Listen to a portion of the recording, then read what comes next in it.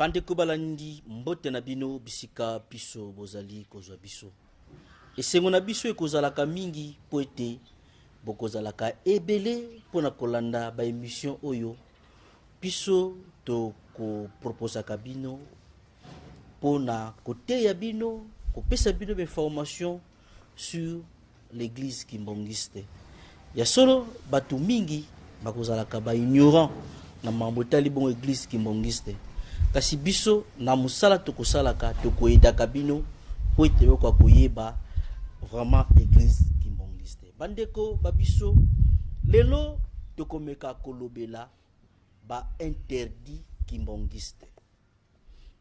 Bat balobaka ba Kimbongiste mibeko eleki ebele. Nazaka na posa na kota na église Kimbongiste kasi mibeko eleki ebele. Yango tokomeka ko expliquer bino ba mibeko yango. Nini oyo Kimbongiste asengeli kosala, nini oyo Kimbongiste asengeli kosala ti. Eko permettre yo, eko permettre ngai na m'identifier est-ce que naza Kimbongiste toti. Pamba te comportement na ngai yango kaka nde ekolakisa ke moto oyo aza Kimbongiste, moto oyo aza Kimbongiste te. Alors bo vanda ebele bolanda émission oyo eko aider biso, eko aider bino pour na ko identifier ba Kimbongiste, ba vrai Kimbongiste. C'est-à-dire o ba ko tosaka mibeko oyo biso tokolobela awa oyo église Kimbongiste epekisa. Na kati na plateau na biso mokolo malelo nazali ngai meite na yambinde ko na biso boyebiye ba oyo baza habitude ya kolanda bongo émission e Kimbongisme. Kimbongisme pona ba oyo boyebiye te toko présenter bino po ete boko koyeba ye. Tanyi bongo papa Robone Kambonako. Papa Robone mbote na yo. Mbote papicho. Papa Robone azali moko ya ba chercheur Kimbongiste. Na ye elongo nde tokomeka kosolola. Papa Robone interdit Kimbongiste pona nini église Kimbongiste azwa ba interdit, azwa ba mekomoko atia na kati na église apekisa bandeko bandimi na ye oyo bosala oyo bosala oyo bosala te. Merci beaucoup papicho. Na pesi mbote na bandeko nyonso baza kolanda biso. Omoni organisation nyonso ezala organisation humaine, ezala organisation religieuse, ezala organisation politique, on se va bien organisation etambusa mwana mbeko nango, etambusa mwana principe nango, etambusa mwana ba loi nango.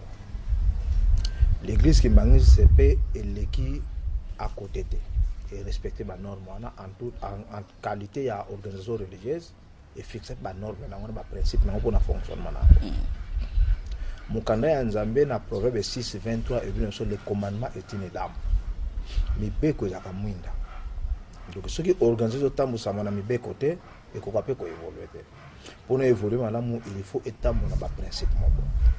Alors na monde pe ya spiritualité tous allons rappeler régi na ba norme moko boy. On a établir milimo na biso et yeba ko sala limite entre le charnel et le spirituel.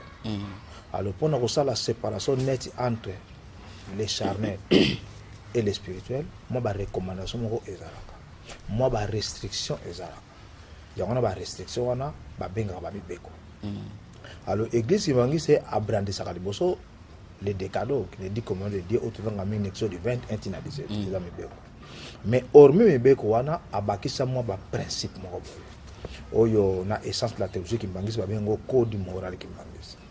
ezali ba principe ya loi vestimentaire ezala kati tabazoba que les femmes et les jeunes femmes bakola ba mini jupité ba mini robe te tozana ba norme pe ya décence na kati kuna tozana ba na ba loi alimentaire hein oye pekisi so bido musu ya kolia bilo musu ya kolia te tozana oyezo ko régir comportement na biso ba loi individuelle et ba relation entre moninga que to na justice te to saka l'état ça la kani donc tozana ba norme oye ba kabula ba principe alors to comme ka ça on que to passons ka rêver to dina essence de la théologie comme principe na livre vert la page 289 ba le boy Le Kimbangu doit s'abstenir de se livrer à toute activité lucrative le dimanche, jour du Seigneur. Il ne doit pas boire de boissons, il ne doit pas boire de boissons alcoolisées, danser, se droguer,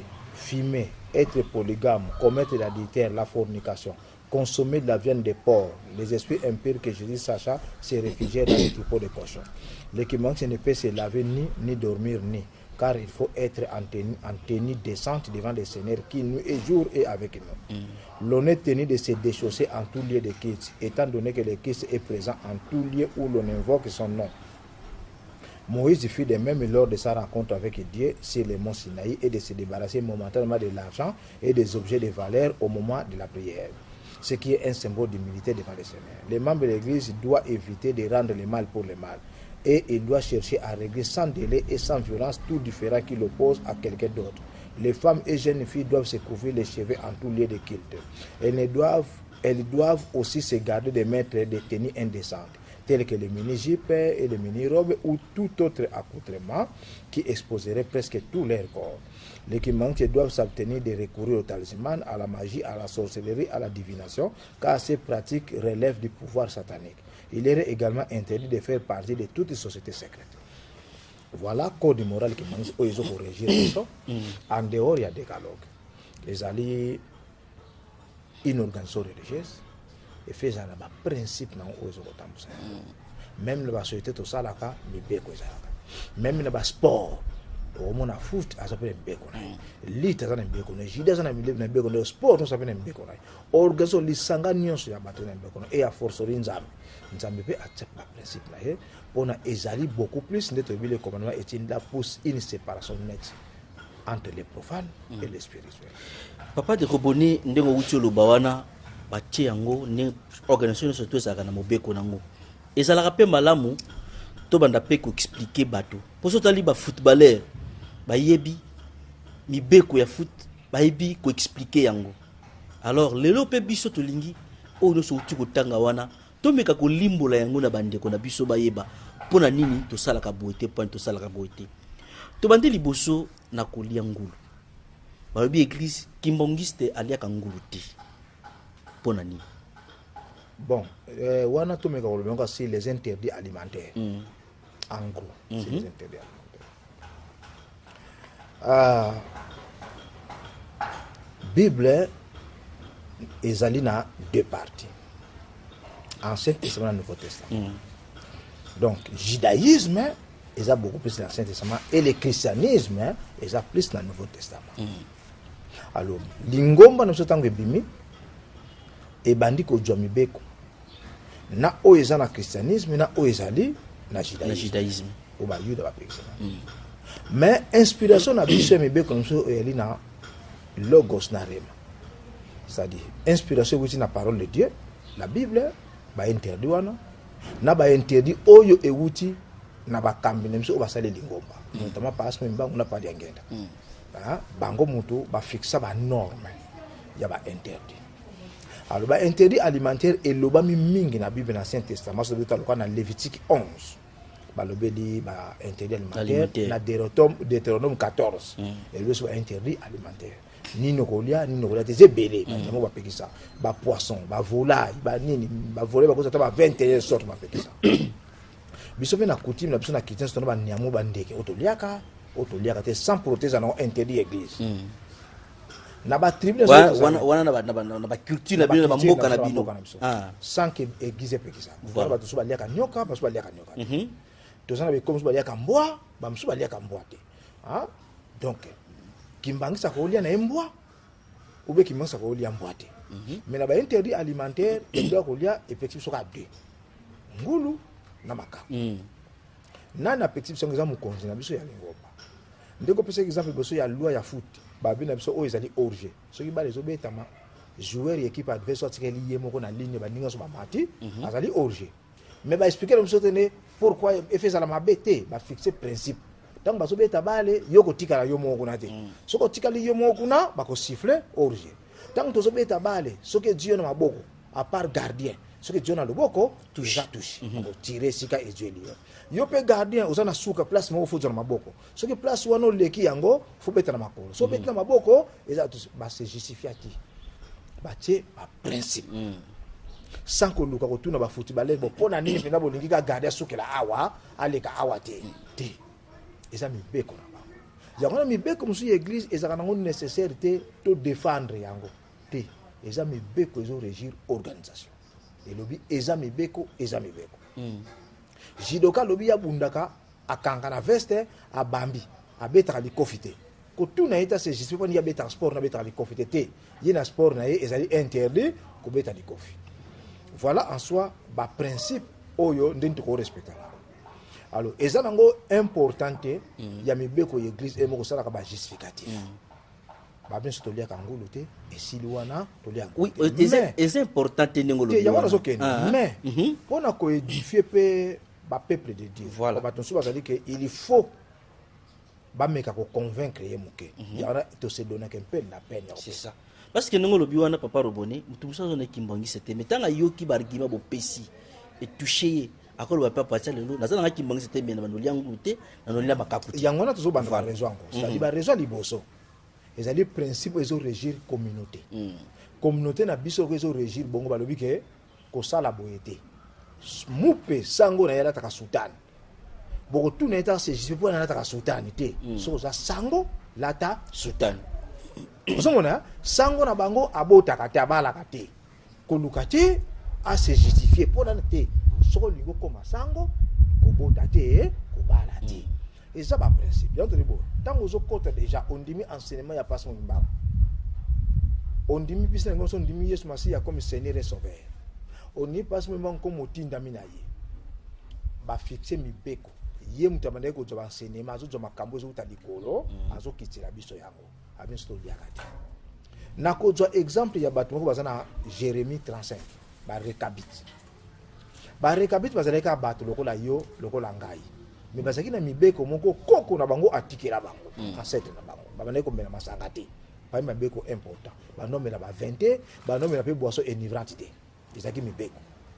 Alors nzamba bisi pasteur Jérémie benga ba rekabiti ko tsa bango na salle de réunion fandi sa bango pesa bango masanga ba mela tala réaction na bango dera bengi ba rekabita fandi bango pesa masanga ba rekabita biso to mela ka masanga te to yebi na biso te pona ni bapekisa biso yango mais koko na biso aloba na biso to melaka masanga te to yebi te ni netinde ya pekisa to melaka masanga te mais lokola tshami beko wana to tosa yango de génération en génération to melaka masanga te nzamba bisi jerimbo omo batu batosi mibeko ya koko na bango e bongo bino ozoko ko tosa mibeko na ngai te ndenge ni banda lelo ba rekabit banozalaka 2 banozala bunganga ezalika pona ba levite osala bunganga banozanga te banusala kana kati ya bonganga barokota na temple de ya bata rekabit banozanga te pona acte na posaki donc ça dit ba rekabit ba ndosaki baluke ko yeba te pona nini to melaka masanga te pona nini to melaka masanga te batuni ki ba question te mais ils ont accepté mais beko ko ko watika yanto bibo biso pena bakimbangisa et ceux qui nous suivent tango ondimeli lingomba e yamba yegis kimbangisa ondimeli enseignement ya simokimba et que par exemple c'est un sima kimbango apekisa ki biso biloko oyo songolo pakala et donc dossier yali ko tosa yango voilà premier élément il y a défense yango deuxième élément tous on a ce qui nous détruisent tous on a verset biblique oyo et attaque ba interdit alimentaire donc au zaloko là 1 Corinthiens 10 commandant 25 1 Corinthiens 10, verset 25. Verset 25 et 30. Pour un autant, puisque ceux qui osent devant un détracteur, à quoi vous tangez là, verset. Babi boy. Paul a appelé ça ordre. Mangez de tout ce qui se vend au marché, sans vous poser aucune question par motif de conscience. Alors, Bibolia, on se tait comme un hasard, sans qu'il car la terre est au Seigneur et tout ce qu'elle renferme. À citer verset psaume. Je crois que psaume 25, verset 1. Si un non-croyant vous invite et que vous allez y aller, vous voulez y aller, mangez de tout ce qu'on vous présentera sans vous poser aucune question par motif de conscience. Ce qui est un non croyant limité, a bengi invité na ndako na ye. A pesi yo biloko kolia. Lia sans que tout n'a pas question belé. Quand on a point de recommandation. Donc ça que pas muntu ayambi a pesi ngulu. Lia. A pesi macaque. Lia. Mais si quelqu'un vous dit ceci a été offert en sacrifice, n'en mangez pas. À cause de celui qui vous a prévenu et à cause de la conscience. Je parle ici non de votre conscience mais de celle de l'autre. Pourquoi en effet ma liberté serait-elle jugée par une conscience étrangère? Si je prends ma part avec action de grâce, pourquoi serais-je calomnié pour ce dont je rends grâce? C'est-à-dire, pour la recommander, tout le monde soit doté à la wese. Pour la personne ce conseil, nanzela ya nzambe, que ce qui pas muninga, surtout soit non croyant, à présenter bien kolia lia sans commettre la question. Tozali loko mbaloba awa to tambusa maminga lingoma na biso pa dengena kina pa pigme. Ba pesa ibilo kolia moko boye, isaka bilo kolia ya lia kati. Baso ba okesa ki ba pesa. Baso ba kini o bango ba liaka, mais papa alia ki ya. Question on se pose aussi, ce que ça la ki ngulu puisque pig ba liaka na ngulu. Papa linga kolia ngulu, to ngolia ti. Ezali verset oyo mutu akwa attaquer biso pour na interdit alimentaire. Akoko présenter yo verset wana. Mais ndeni to contourner babi sauf ba aliment oyo ezali donné na ba idole. Aliment o ba offrir na ba idole. Kolia yangoti. Alors ba aliment nini ba offrir na ba idole. Tangu Pierre batu akendeki na assemblée à Jérusalem. Ba ndakutana Pierre pour la première circoncision. On ma pese bon réponse mbaki. Tous na mibeko mingi to ko kwaje to so ba mibeko te. Mais bolia bosala miloko nyonso à part batangi les animaux étouffés. On a ba viande sacrifiée aux idoles. Alors parmi les aliments sacrifiés aux idoles dans l'ancien Israël, ngulu a été aliment sacrifié aux idoles. Batumbaki mbeka pa ya ba idole. Alors quoi ça aliment sacrifié aux idoles. Biso to lia yangoti. Na bamboka na biso singe azaki aliment sacrifié aux idoles. Yango na pe mibeko zabe ngomso singe pe to lia été. Po na nini ya liboso ezali ba aliment à part ba attribut nango sani ba inconvénient sanitaire. Mais ba inconvénient spirituel ezali boso yango. Au mona tangu Yesu Masiya a chasaki milimo. Pa ya mutu azaki possédé na l'esprit démoniaque. Aboa ton bangulu puisque bangulu bazalaki ba aliment sacrifié aux idoles. Mais bato mususu balobaka ke bangulu Yesu aboakelaka milieu mabe wana bazala susu te. Oui, mais yango na ezaka symbolisme. Pona nini aboaki ngo pa nyama bangulu. C'est-à-dire balobite ni bangulu wana ko ba te. Pona nini aboaki ngo pa ya bangulu. Pona nini to loba Yesu ba pesa expression ke ko jwa biloko ya batu te ya bana bate opesa ngo pa ya bangulu. Pona ba di exemple ya nyama wana ngulu. C'est ça biloko bazako symboliser nini. Voilà. Qu'est-ce que le ngulu représente? Voilà. Pona ni balobite ndeko jwa biloko mabete ko pesa ngo bantaba te. Ko pesa ngo ngombe te mais ba di exemple ya ngulu. C'est-à-dire ngulu azana symbole moko boye. Tozana batu mususu ba stigmatiser ba pesa ba préjugé be kolo mususu. Baba ki yezo ko se comporter ko la école boye contenu à comportement wana. Oso mala moi par exemple école ba saka bandumba, ba saka miyibi, ba saka violent, ba saka hypocrite. Hein? Ba ko ba ke non ndenge o sala comportement lokola telle tribu. Hein, oso lo ngaka tsieko to se école boye. Pour la sala lison école on a tenir compte ya élément négatif école wana. Donc tant que baloba ki ba 10 milimo wana, beaucoup ko bangulu. C'est parce que ngulu déjà azaki un animal qui symbolisait déjà la malédiction. C'était un animal qui était déjà impur. Azaki animal moko déjà efingama sacrifié na ba idole. Yangwana tindanga nelo kone fingama eloko ça inutile. Tout le monde a battu sur ma bonne delite malade wana ba ngo so tindango bisika bikauka.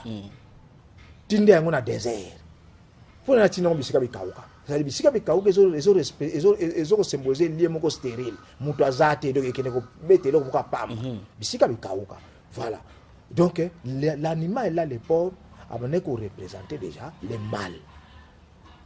Yakona batindaki bokende kuna yero ka esprit mabe ako se retrouver akozala na millier na ye pamba teki millier na ye akose retrouver alors lokola eza nyama moko asymbolisaka le mal asymbolisaka malédiction asymboliza péché asymboliza biloko mingi ya mabe biso sikoyo mokidu kambi na biso c'est lui le patron du Saint-Esprit c'est lui qui incarne la divinité abina biso te nyama wana bolia te mpona nini azali déjà immolé na baidole azali sacrifié mpona kosambela baidole mpona koofrir na bilimi ya mabe kosangisa ye na spiritualité te kolia ye te mais na kolia toza mpe na baprincipe eza déclaré illicite toza na biloko kolia eza déclaré illicite de wana port na singe mais toza na baprincipe c'est-à-dire tolia yango te okosimba ye te okobokola ye te okosimba poso na ye te okosimba mikuwa na ye te po toza déclaré impie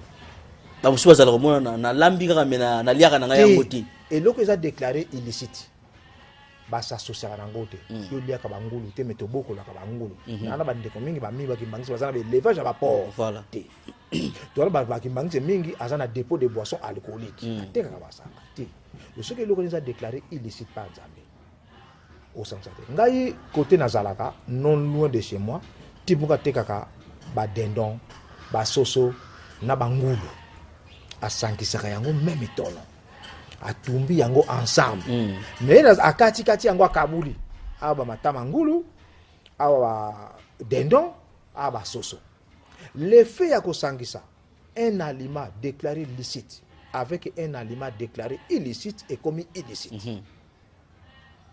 ça selon les principes ya profanation soko jumbeli o bakateli ngulu même mbeli okekatela ntaba wana commis illicite soko lema ngunzungu moko suka no baji musuni ya ntaba bateli pa pichu pona ezaki mangiste baji musuni ya ngulu bateli o wana musunu ya ntaba commis illicite soki au croiser un animal illicite avec un animal illicite babimisi hybride nazali illicite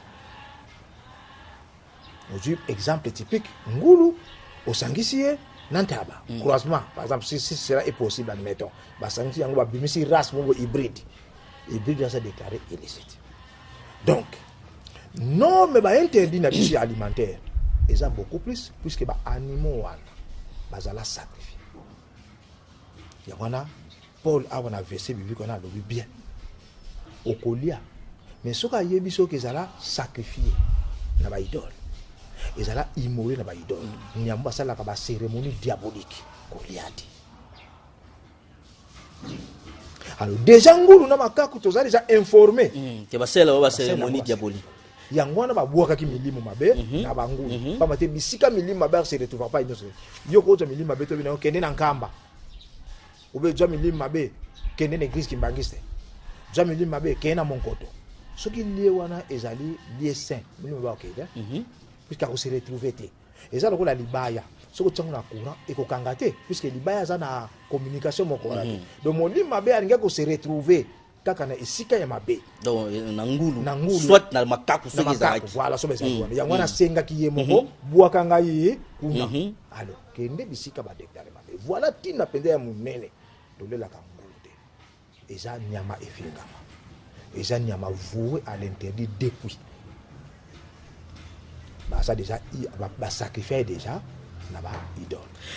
Merci mingi papa Roboné na kubakisa solo komoko na nde papa Roboné to mona ka batu ndenge bafinga ka mafingu ndenge zalaka ngona yo mwana yo ngulu yo makaku meto yoka na nteke ngombe voilà mbisi voilà to yoka na temeto ka ngulu makaku bazo finga batu par exemple puisque nyama déjà azo symboliser déjà la malédiction tozaki na livre mo boye etambulaka pe mingi sikope na mona ngo site menga na koza na ndako na tia mutema ya mutu ali bati ba nyama mutema ya mutu mutema be ay bati ba nyama o mona por pasa na kati azo représenter ozo panda malédiction o mo bati pao azo représenter orgueil do bati ba nyama yo bazalaki déjà sacrifié na ba do se ba sacrifier déjà na pa ya démon comme symbole a commis symbole a commis armoirie ya mal molka biso na penzo na armoirie to léopard armoirie vous mona atona batu musu déjà présence ya nyama wana c'est déjà l'armoirie du mal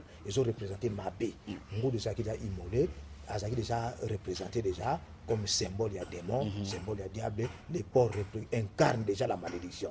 Les porcs incarnent des mal dans les singes. Des animaux, wana, yangwana, pas l'habitude à vouer à l'interdit. Ok, merci mingi. Toleki na interdit mususu. Toke siku na komela masanga. Parce que quoi tozo le blanc marolia. Tali komela masanga. Église qui mbangisi pa pekisi bandimi na ye, ba mela masanga alcoolisé. Voilà. Heureusement pour ces précisions, boisson alcoolisée. Au moni même dans sport, dans les Jeux olympiques, ces derniers temps, bah pekisi dopage. Dopage ya dinini. Comme la substance moko boyo, et opé ça yo force moko boyo à part force naturelle. Na sport et pekisa. Le cas force physique na entraînement. Bato musu ya mayele alingi amela kisi moko boye pona epesa ye etaina eta moko boye epese courage moko boye aloba devant bato. Siko nzambe apekisi ba substance andengwana. Nzambe apekisi ba substance oyo gokozwa pona epesa yo courage moko boye. Ou be pona perdre bo moto na yo moko boye oloba makambo kwa koloba te soki substance on ezalite. Bato musu bazalinga le na soki lobi ba apichu. Pona ki lobela ye na état on azana on kokati fona mela moi 2 verres 3 verres mo boye et pesa ngana état moko boye oyo kotinda ngai na kiloba na ye on akokoloba na ye te sa état wana nzamba likelo ko wana ya moni nzambe a séparé de biloko mingi bazwaka ba version et pesa biso oyo bataka biso yesu abongola ki mai na vino Paul alobaki na Timothée pona estomac na yo melaka moi vino moi alcool ndam voilà sikoyo na Bible boisson lokola sikoyo jus tant que tozaki ba petit vocabulaire jus ezaki pena fréquent pa na bisote to baka sucre kene sombele sucre masanga ya sukali na masanga ya bololo avec le temps jus mo so ekobima de bosi ezaki jus ezaki mingi na bananti bato basana mwa bozwi mais sikoyo na bandako na biso nyonso jekoti ya ba moins cher pe ekoti na magie jus ezo symboliser déjà boisson sucré alango sakate na tango akala vino e symbolisaki oyo tozo melezo lango sakate basalaki la part des choses ba bengi vin na boisson enivrante vin e bande ko lango sakate yoka to kena ba verset biblique Luc chapitre 1 verset 15. Luc chapitre 1 verset 15 bazoko pesa ba recommandation pour na Jean-Baptiste.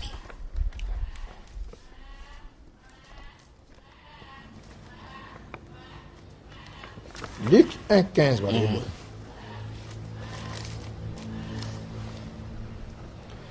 pour na Jean-Baptiste car il sera grand devant le Seigneur.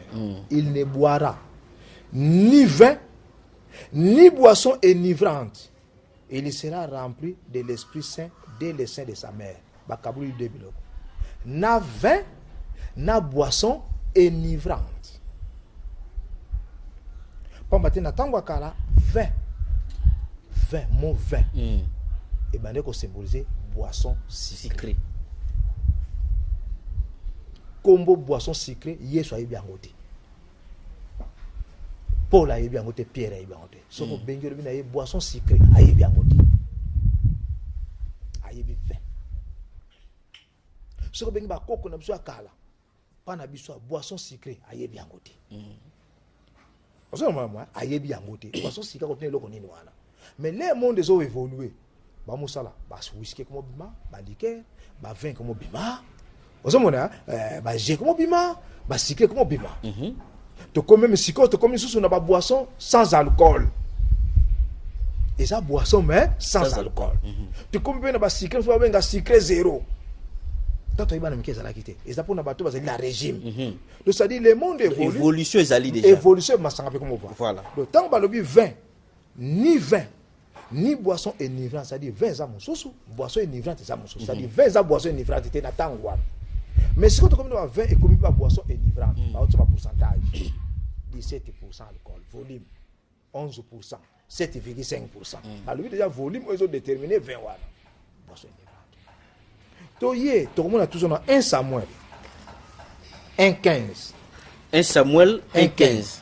Nazolinga na pesa différence entre boisson, vin et boisson enivrante. 1 Samuel 1,15 balebo. Anne répondit, non mon Seigneur, je suis une femme à l'esprit affligé. Et je n'ai bu ni vin, ni liqueur forte. Or, vin ou ça, enivrante ezali. Au menu penza vino langwe olali. Bazodo do banini, vin penza, bakomi vino, mais olangwe ça. Donc ça ya oyo no wa melaki.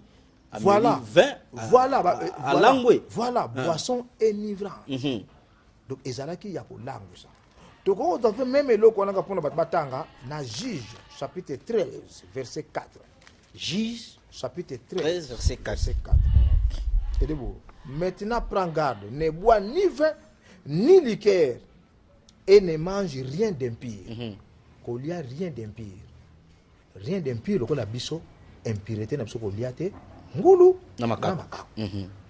Ko lia impureté. Ba lobi ko mela 20 wana ba cas spécifique ba pekise na vin na boisson forte. Na monde na biso sikoyo. Ba masango comme ebele. Champagne. Aza whisky te, aza pe 20. Mais ala ngwisaka. Osomelo kongwa, ba 20 pe comme ba sorte belé. Tu comprends ko 20 sans alcool. Mais ça vin.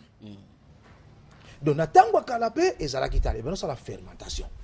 Ce que ça li fermentation, ba fermenter yango pendant mikolo belé, fruit kaka, mango loyo ka manga. So bo django, bo fini yango ji epimi. Ce qui va conserver en bien à se fermenter. Tant qu'on se fermenter, à cette fermentation, abimisi alcool, a commis boisson enivrante.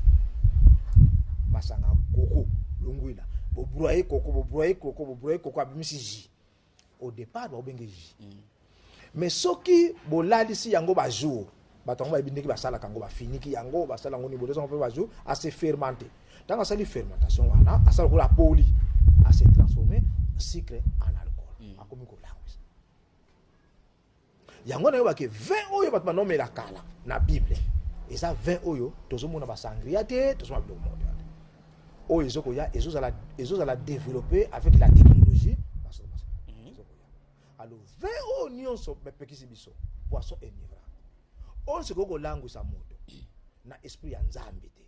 Soki ngai yo fona mela bouteille ya bière. Na meli bière moko songolo po na zwa courage ya ko bali kamu bo papa ba pichu ya mabe et sengi moment na bondela ni nezo confirmer que na zala insolente ba ya Nzambe puisque ngapo na zwa courage ya ko gazer moto ya lobela maka mabe sengi na meli boso mo loko mo elangu singai et pesinga mo esprit moko boye sima na lobaka maka mabe siko fona bondela Nzambe na ngai siko na eta wana oza sirke na ko déborder te yana Nzamba lingi Nzambo abiso alinga ki leto sola na ye leto zoko louer to zoko adorer ye faut to na conscience na biso oya poisa biso to subir influence extérieure to na comportement bien yango na pekisi ba salu ya minene na mundo to tangi Jean Baptiste to tangi Samson ozomona to tangi Samuel pa ya mama na ye mibeko pesa ki Samuel pesa ki juge biso to zali mise à part biso ba mangisi tout qui manque c'est mise à part pour le CFCD to ba sacré. Mais tout ça va saint. Qui manque c'est un saint. C'est toi yebaki. Toi na ngos ba benga les saints des derniers jours. Bon ba ke derniers jours ba saint bango. Un qui manque c'est un saint. Toi na nzemo ko ba yemaka kimbangi sa zalinganga Nzambe. Kimbangi c'est aux zalinganga Nzambe une soit comme ça. Donc ça dit un kimbangi c'est il est mis à part pour le service de Dieu. Tango comme kimbangi c'est mais beko Nzamba pesa ba wena ye comme la boisson enivrante. Comme la kolia anima kolia les animaux impuretés. Loko la biso to bola mais toza ba saint ba pesi so beko ce qui yoza ki mangso on se considère comme saint mais là na yo lia na yo mais yo nanga so to bi ke non kimbangi se toza ka ba santo tozali mise à part pour le service de Dieu papa kimbangi so ko yebite muta ko simbo abiki soko to simi beko ba pichu muta simbi abiki. So to simbeko ke quelque part avec au pas picho za ki mangi bondi la pour la maladie o bondi la biki la muse bimbo la musiye c'est puisque biso moko na ba compétence to se loanya kana Nzambe yana Nzambe na biso alinga kite pona to za le lever to za na mukumba munene apesi biso ba principe apesi ki ba santo po mibeko na pesa ki Samson pesa ko batno sote mibeko pesa ki Jean Baptiste pesa ko batno sote ba pesa ka mibeko na pa ba ko bazala ki mise à part pour le service de Dieu et tout kimbangi c'est mise à part pour le service de Dieu.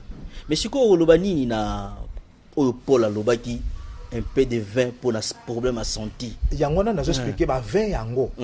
Eza ba sangria te, eza ba vin auto zo mona te, eza ba machin te. Eza ba champagne te, eza ba whisky blanc te, blé te, eza so biloko nini te to masangi comme belé. Te. Vin wana époque na mo avité ka makali soute. Eza te. Vin no wa mela ke eza te. Soki to lamusi bango. Odu sangrio la kisi no we, ayebi yango te. Soki olati Yesu na bunzoto longoli bunzambe na ozongisi ye. Oh là qui c'est Mazantomo ayebi yango to la téléphone oyo portable ayebi yango te n'époque na bago ezalaki te télévision ezalaki te masanga et subir évolution soko bengi batata o bakufa na ba année 90 olobine il y a un certain coca 0 ayebi yango te ba bela ba diabète ba bitene coca 0 moko ezali na ko mena on malgré na diabète ayebi yango te soko la musi mutu so bengi il y a aussi maintenant des boissons sans alcool. Et ça fait un foulou au meli mais ça boisson ça ayebi yango te et bimi la période moko boye ya sikoyo yango na transformation au satan za ko salobi ma yena mutu so sala pour ne pas parler satan yo il faut yeba que ça c'est une transformation yango na ba kabuli boisson enivrante parce que vers époque na biso yango zo représenter ba ji o ya secret donc vers époque ya kalawana oyo Paul alobelaki voilà ba zeste par exemple pour ne pas faire une publicité ils ont ba fruité yango wana bango no benga vin na munoko na bango mon boisson c'est beau secret ezalaki te ji ezate o lukona ancien testament ça bezo ji comme ezate ji et bimi na période moko comme ji même biso bezaki bana mike ji e bana kite kene so ba secret mpayo ke so ba vitalo o ke so ba coca o ke so ba fanta bo pesie te bo so mbele masanga ya bololo na masanga sukali ya bololo ke so ba masanga bololo o ezaki à l'époque bo pesie to eka na deux wana to comme sikoyo secret za mususu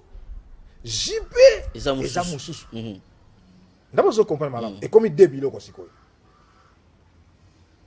et ça peut prendre nango pe keseni pe omona ji aza mwa muke likolo sikeza na mwasi à la longue avec le temps to ko venu ba secret se ko bunga na les subana ya bana so ba no secret ba ba ka ba ji pour ne pas secret so ba mo konda nango ça ba produit chimique ça bo bomela ngo to bomela naturel donc dans des années qui viennent ba 20 30 ans bana so ba ko yeba les secret obi ke na poto téléphone o ya alo bo bana ba yebi ngote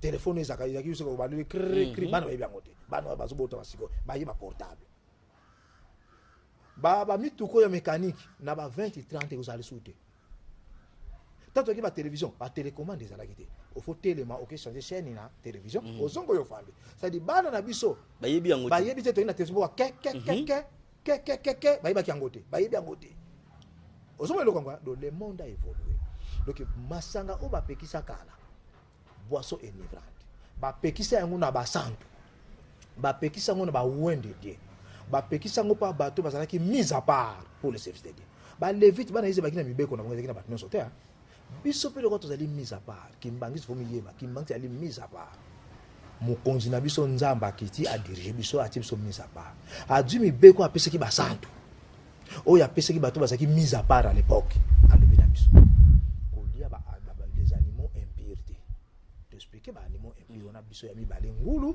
na makako komena masanga molangwa te oye ko perdre se yo contrôle tango za liboso na kayonza biso tango to zwaka baptême nga na zwaka baptême nga na telemi awa pasteur apesa nga baptême aza awa oyo mususu alandi pasteur mususu wana amelaka masanga pasteur wana ba pasteur ba bi iswa na bien amelaka masanga akenda ko sanza ko tutango ba pasteur bapimaka ba escominia kai à l'époque ozo le Congo azalaki pasteur azolala pongi papa atele makatango bachaka molimo santo kitwaza loboko ye azotiate azo na retard amenaki masanga mutu afunda ye na kotanga komone pour ne pas froisser sa famille so ba ko sepela teto ye parce que pasteur mo ka fréquenter famille na biso ye be ndabete so lisona na détail papa regretté bano ba bazai ko jwa bénédiction pa na ye molimo santo de ko e bano salati voilà e bane ko travailler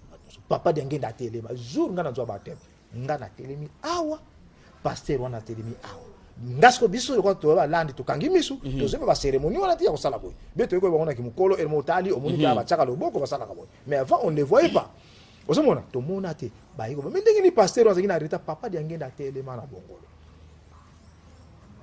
puis pas ngenda yiba ki liturgie ayiba ki ba pribe ta sala ko yiba ki ba presiba ki bangi voilà tina ba pekisaka biso biloko wana tozali mise à part faut respecter ba principe ya bonganga onganga nzamba zalaka nango ya moni kimbangi so sali kobo ko batendo ngaza kana pasteur tete osa mise à part pour le service de Dieu infraction ayo ya moni mon koto biso to vivant koto mon koto par exemple na lingombo so sali moko ya like to lwaka molimo so za songi songi elinga ka sali tete so soli na mwana mwasi lenso pour un rien debout mais ce qui pose na mise à qui litigieuse 2-3 jours après rimer ko pasa kaza moi sinai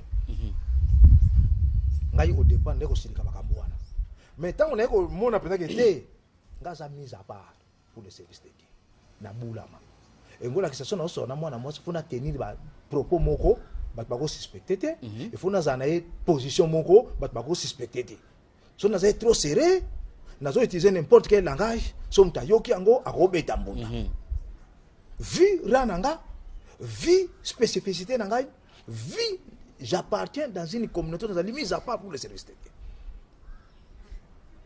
na silika nango lisute atana ki batwa bio mo so ezande ya solo ah bon pona ni balobi bongo ah ba mona biso na ina 20h tozo tambula mais ni tozo ko tambula mutamuna ngo clarté balabala to kota ki tozo ka biso de batwa moni ke non balabalo yo eza suspect ezaki erreur ya comportement na ngai yango ne sengi batba baloba ba dramatiser ozo le konga photo yeba ke loko wana na comprendre ke ngamo mona sala ke erreur na soit mwana mwasi bato simbi na lipeka o simbi na loboko boka mine photo simbiye mutu ngamoni yango a dramatiser pour nous pesa ko photo zali mise à part et le photo yeba alors mutu zali mise à part azaka na ba principe na ye oyo batu musu bazala na ngoti mango musu bakoza na ngoti oui biso photo zana ba principe parce que nous sommes mise à part pour le service de Dieu donc okoza na molango ate okoza na substance moko te na mutu donc le kola pika kaka eza même rana komela makaya voilà comme la cigarette comme la drogue comme la diamba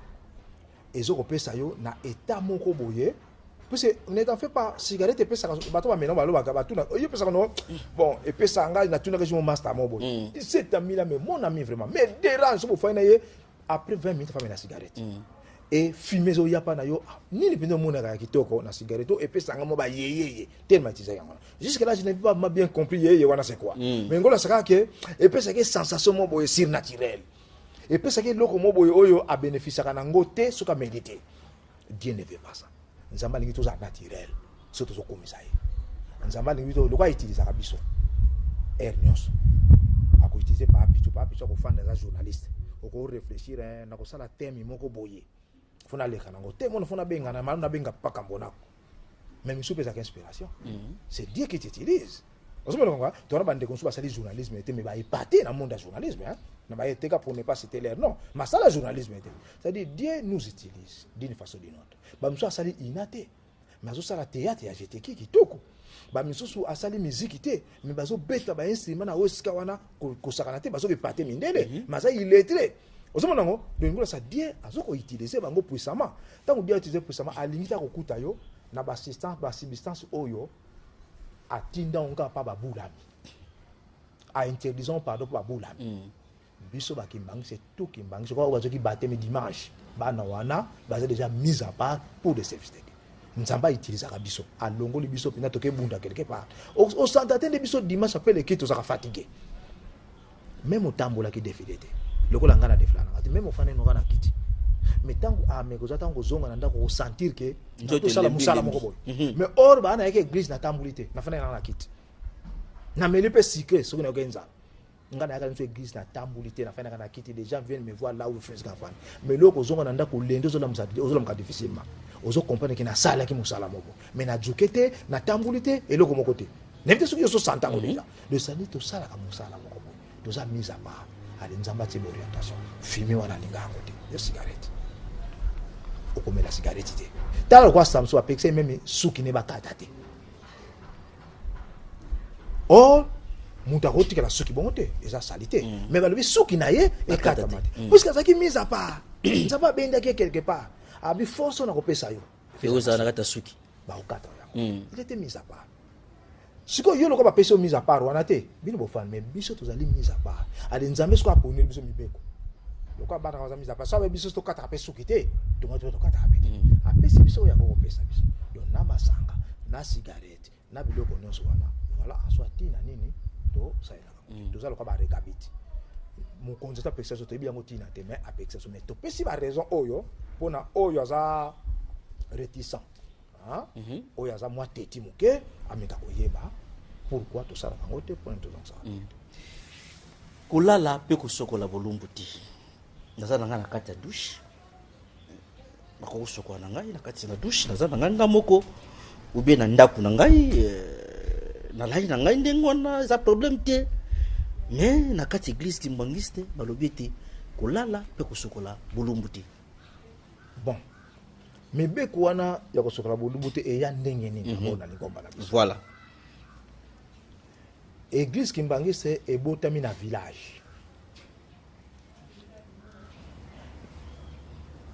mibeko ya kosokola bolumbu te ebimi na ba 21 te ebimi après 21 to bato bazokende nkamba église elingi ebima na libanda bato bamokende nkamba bamamuli baza kuna bapanfu mabanza bato bakenda nkamba kobandaka na koba ba 53 sema ebele banaokende so bakefu bakesoka na mai baseyaki pa mibale bayaki toyebiki na village bayaka mibeko so enfin principe soza na mai bato batuna akumaza soki boza mibali bolobi soki aza mobali aye na ye soki aza mwasi atikali po bosokolaka même place soki basi bazosokola mpe batuni ndenge wana kumaza so boza basi boye so misusu mpe ezaka mpe nzela bato bakoleka me bato basokolaka aoleka na ye bafatuna baprincipe na bavillage belema incontrôlé bazalaka batirbila biso na mboka na biso mpo anatanga batirbila te bazalaki omonaka so basi bakesokola yafalinga aleka kaka aleki bafuti sango bansiko lokola mande basobo bafuti sango bantaba bangombe bangulu ça dépend ya punition okozwa oleka le basi basokola bakire so bakene mpe okengela basi ntango basi bayebele bato bapaya bayebe bazosokola les éléments incontrôlés ya gombe kinsuka bayanda bakimbonza bazokende okengela kabasi puisqu'il y avait toutes sortes de femmes qui venaient parce que bazokuta ville différence ali moso uta ville na wazo azakana mboka aspect za mon côté bekolo ebele pe komiko ya baswahili baluba bangala ozomona tokomba beauté na beauté ali bato bakina mboka bazomona ba beauté ebele ali bavoyi bamuke ekengelaka basi basokolaka bamisoza mukati mbila moko improviser akekata aka mbila so bato bakesokola azokata mbila azotalaka rimero ane komiti na trône paya bapapa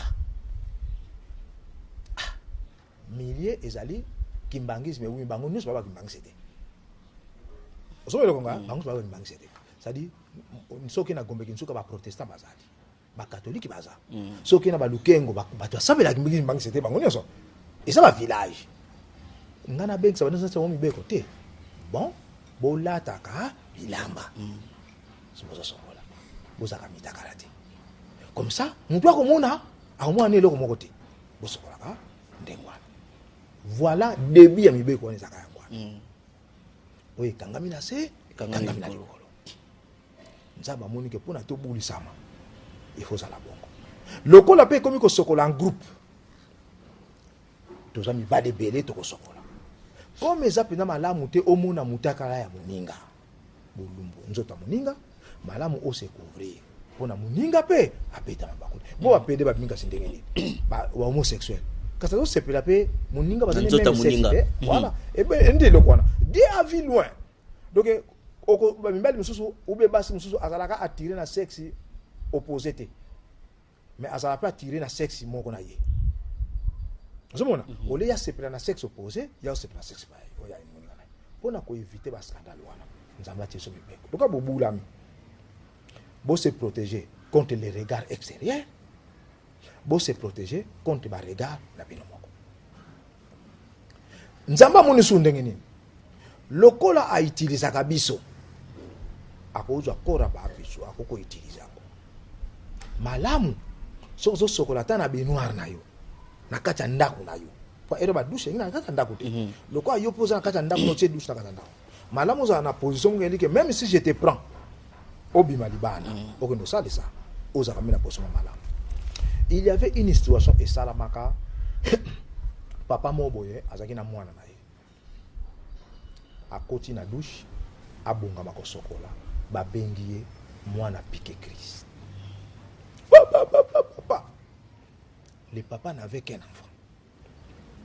Abosani ke aza na douche. Aza na douche osokola. Osokola. Taya kozwa eloko se couvrir. Était conscience. Ezate. Ero na ba douche ya libanda kaka liputa. Ke kaka boy. Alo bala na tita olata maputa mama do yangana ka liputa kozwa akolata. Abima kabo. Bazo jwa mwana bazo mema mwana bazo mena libanda bakote na taxi perpe azo bibanga soki azalaki na kilote so ningo zala moins so bazo comprendre oh mais papa mais makambu nini so batoreba wela mwana bazo papa ça comme fou donc madame so couvrir sur papa voilà pas une raison moku na yeba kaba ayana mwana tina monkoto azana kilote torse moko mwana kufa papa kota na ndako ajwa chemise apesa ye papa na azaki na petit ata kilote mwana pika kisi to kene pa papa ba memi mwana aya torse ni na kilote akota monkoto papa salisi mwana père se comprend ayo comprendre que azali na kilote ajwa papesa to sana kamo ke salama kana Angola pasteur mo ka fa prêcher omoni bitumbe zalaka même pas na biso soki kitu na ba basé belé ba pasteur musu balingaka ya teya il faut jouer une influence. Au centenaire, ils en africains, va payer belé. Egoya. Il y a certaines personnes au basara qui est fort, il y a des yamkoloa. Puisqu'il va te belé bakoya. Alors, oh ya ko sepelate azali. Papa fa kende Angola, na village na bamboka mon Angola fa akir sambela. Ba poni pasteur mokate. Ba ninga mususu ba sepelate. Il a fallu pas y avoir chanson na papa ye donc bamsu banda akoma pasteur na te ya te ke papa fandi wana yazo te balingaki o mutu wa te do ba bitumbe zalaki tipwana bongama ake sokola ba kotela ina kikoso ba beta ye kosiki bota ba na benwa douche pana mo ba fandi ba muni bwana koteki douche azo bimati bakekuta kao bazwa ti bango ba mema ye rapidité na résidence ka papa sala bi heureusement écoutez que mutakala ti ce que écoute ko mutakala OK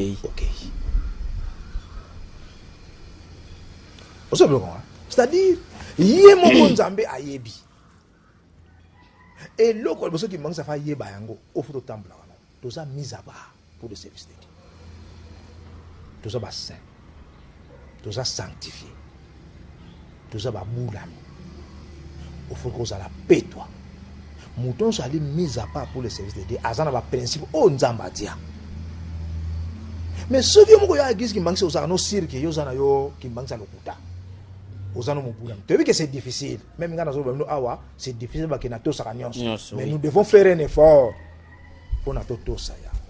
Papa tout ça mis à part. To bengami pour nous accompagner Nzambe. Na atteindre l'objectif na ye. Nzambe a réussir mission na ye.